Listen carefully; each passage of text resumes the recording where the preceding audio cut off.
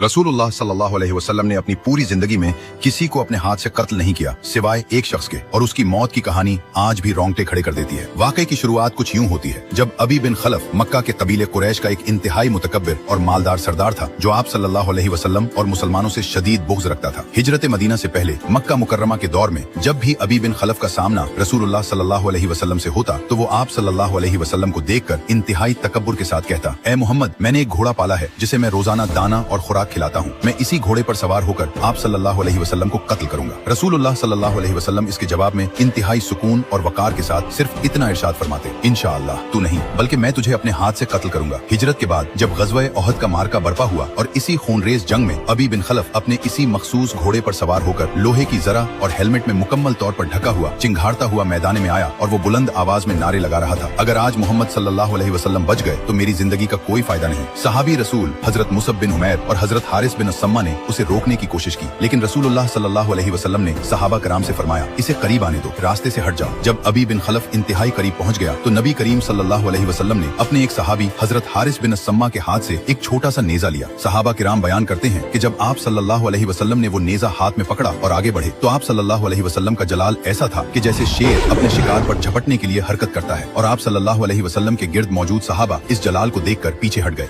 अबी बिन खलफ sir से पांव तक लोहे की भारी जरा और लिबास में छुपा हुआ था, लेकिन उसकी गर्दन और हेलमेट के दरमियान एक बिल्कुल छोटा सा हिस्सा खुला हुआ था। रसूलुल्लाह सल्लल्लाहु अलैहि वसल्लम ने पूरे निशाने और कुव्वत के साथ वो नेजा अबी बिन खलफ की गर्दन के उस खुले हिस्से पर मारा। नेजे की नोक उसकी जरा को चीरती हुई उसकी गर्दन के ऊपर की जिल्द पर लगी। बज़ाहिर ये एक मामूली सा खराश का जख्म था जिससे कोई बहुत ज्यादा खून नहीं बहा था, लेकिन उसकी जर्ब इतनी शदीद थी कि अबी बिन खलफ घोड़े से गिरते गिरते बचा और तवाजुन खोकर घोड़े की पीठ पर बुरी तरह लटक गया। वो बदहवास होकर अपने मुशरिक साथियों अबू सुफियान और कुरैश के दीगर लोगों की तरफ भागा। उस वक्त हजरत अबू सुफियान मुसलमान नहीं हुए थे। कुरैश के लोगों ने उसका जख्म देखा और कहा, तुम इतने से मामूली से जख्म पर इस तरह क्यों चला रहे हो, ये तो बस एक हल्की सी खराश है। इस पर अबी बिन खलफ ने कांपते हुए कहा, तुम्हें अंदाजा नहीं, मक्का में मोहम्मद ने मुझसे कहा था कि एक दिन मैं तुझे अपने हाथ से कत्ल करूंगा। अब मुझे यकीन हो गया है कि मैं मरने वाला हूँ, और खुदा की कसम अगर आप सल्लल्लाहु अलैहि वसल्लम नेजा मारने की बजाय मुझ पर सिर्फ थूक भी देते तब भी मैं मर जाता। और उसने एक रेंगते हुए कीड़े की तरह कहा कि ये जख्म इतना तकलीफ दे और जानलेवा महसूस हो रहा है कि अगर यही दर्द ज़ूल मजाज के पूरे मेले में मौजूद हजारों लोगों में तकसीम कर दिया जाए तो वो सब के सब हलाक हो जाएं। ज़ूल मजाज मक्का के करीब एक मशहूर तारीखी मकाम और बाजार का नाम था। आखिरकार मुशरिकीन का लश्कर जब अहद से मक्के की तरफ वापस लौट रहा था